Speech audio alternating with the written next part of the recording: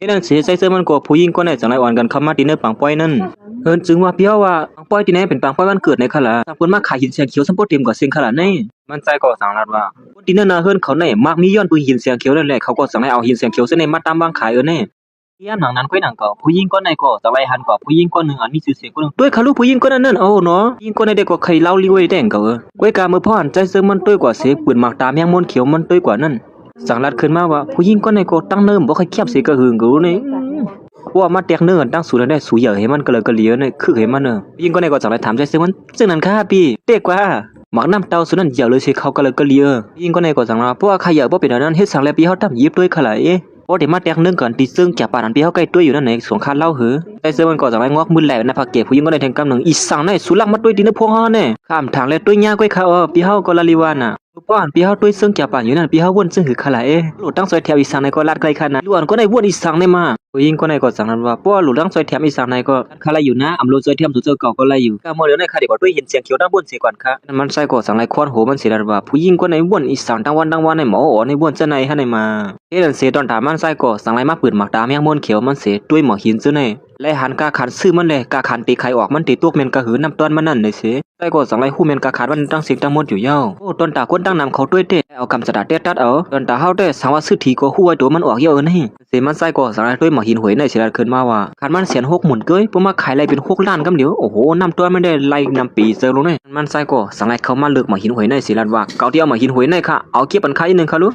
ไล่เขาอย่าไปไม่ใส่ขันนะไว้เสียมันใส่ซื้อหมอหินหวยในเย้าตัวเย้าไหนก็ใส่ก็สั่งไรก็หาเลือกด้วยหมอหินแทงหวย1 เย้าหวย1อยู่ซึ่งนั้นเพราะอย่างนั้นมันใส่ก็สั่งไรปืนหมักตาแมงมนเขียวมันด้วยเสียงหมอหินลูกในก็ติไรหารว่าตื้นล่างมัน30,000กว่าติไรนำต้นมันเป็น500,000หมอหินหวยในซึ่งเงิน30,000กว่าไล่เป็น500,000กึ่งตาแล้วในเอาหวยในแทงหวยเองก็เอาหวยในแทงหวยเองครับค่ะไล่เขาอย่าไปไม่ใส่ค่ะผู้ยิงก้นขายนั่นก็สั่งไรเยอะหมอหินนั่นเสิร์ฟมันใส่แทงอันนึงอยู่เย้าเมื่อยามหนังนั้นกว่าหนังเก่ามันใส่ก็สั่งไรปืนหมักตากัดแขนมันเสียด้วยแทงหมอหินลูกนึงนั่นโอ้หมอหินลูกในเด้ตั้งนอกมันได้คึกอยู่ก้อยกะว่าตั้งเนื้อวันนั้นมีสั่งลงใน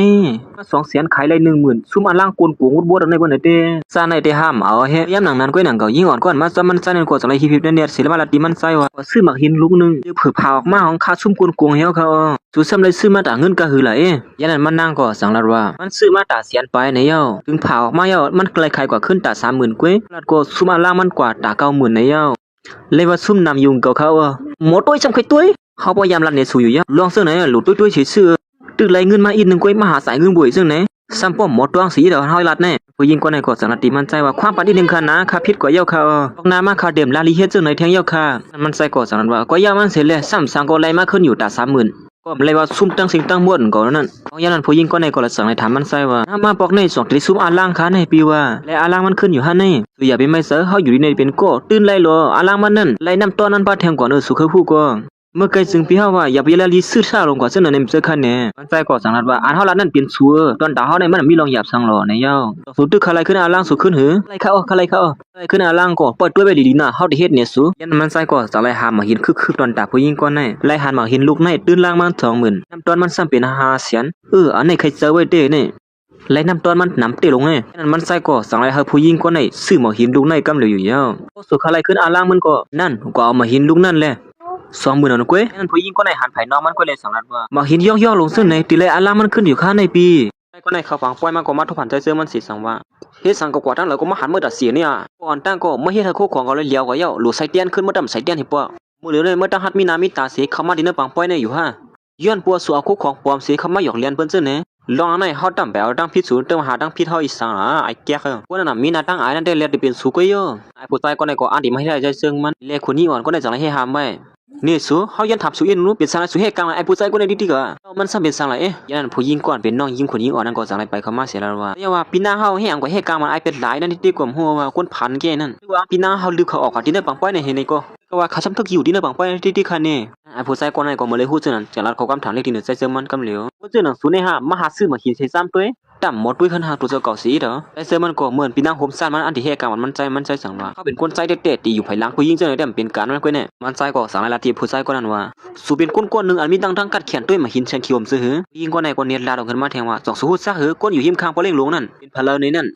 เกาติลัดเนี่ยมั้งเหปอลุงก่อนอยู่หิมข้างก่อนน่ะเขาเป็นคนๆนึงมีลองตั้งกัดเขียนตุ้ยมาหินเสียงเขียวนั่นตุ้ยมาหวยเลยก่อนต้นพิษสิปอกมันเปิงเป็ดไหนเด้มาหินที่เขาเลือกสิมาผ่านั่นพวกมันเลี้ยวเนี่ยก็เป็น2ผ่ากำเหลียวยาวอ่ะเมื่อยามหลังนั้นมันก็จังไรหากวนออกมาหินนั่นมากำเหลียวอยู่ยาวนั่นใจเจ้ามันก็จังไรปืนหมอกตามันตุ้ยเสียงหือมาโอ้ยจังไรมานั่นก็ขันน้ำต้นหินเสียงเขียวนั่นก็จังไรลดย่อมลงกว่ากำเหลียวอยู่ยาวซื้อมันได้เป็น5เสียนกำเหลียวฮะมาหินลูกในหมอกตายังม้วนเขียวกับหลวดเอาหมดเยาเหงือแล้วในอันลีมันไอ้ผู้ชายก็ได้ไปคู่ว่าหินตีนเขาเลือกมานั่นหมอกตาใส่เสื้อมันซัพพอร์ตหลวดอันมีขานั้นหมดเยาเสื้อมันก็จังนั้นว่าเพราะฉะนั้นก็คนนั้นอยู่ซิมค้างสุดนั้นเป็นคนนั้นกัดแขนจะหือมามาตากันเนี่ยบ่ไหนก็พอได้เลิกเลยมาหินนั้นคึกแข้งเลยสิเพอในนั้นไอ้ผู้ชายก็ไหนก็จังหยุ่มใจที่นั่นตัวเขาสิจังว่าตั้งแต่เมื่อในฮัดมาตาก็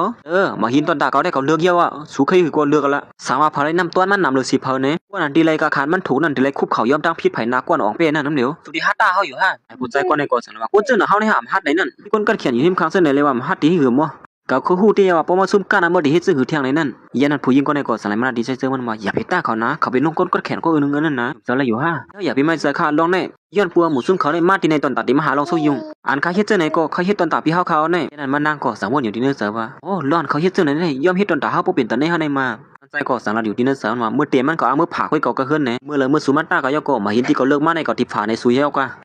สุดที่เลยคู่อยู่เก้มาเห็นเตียนเฮาเลิกมาในมันเป็นซึ่งหือในนั้นตอนตายผู้ชายก็ในก็มันอกมันเจอศิลาขึ้นมาว่าส่วนพยายามหาเยอะปลุงก็ในเขาเลิกมาเห็นกัดแขนเลยก็คือในนั้นที่เขาเลิกมานั่นพวกย่านก้อยก็ย่านพางน้ำเหลียวนั่นสุขอยู่ตอนตาเขาก็เปลี่ยนนั้นปิ้งโปเตอร์ไว้ห้ามเผาห้ามมันอยู่ยาวอยู่ก็เมื่อเปิดด้วยก้อยละยิงก่อนมาซ้ำใจเสื้อมันก็จังนั้นว่าพี่เฮาในกัดแขนบ่เป็นเดินในว่าพี่เฮาติซุ่มสูเมื่อไกลเนี่ยพี่เฮาตึกเลิกปอนเฮาอันนึงก้อยกาขานมันไล่เป็น5ล้านก่อน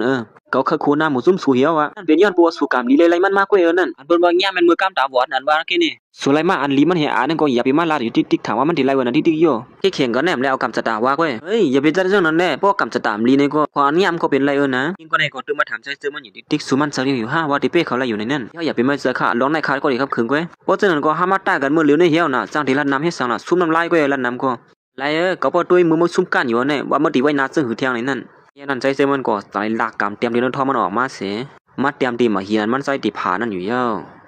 ผาลงทั้งในยินโซเบียวขนาดปีนั่งโฮมสั้นถ้าว่าแต่เอามาหินในกว่าผาเฮียละอย่าไปไม่เซอลองนั่นแต่กว่าผามาหินในกับเหลียวเลย5ปานไหนก็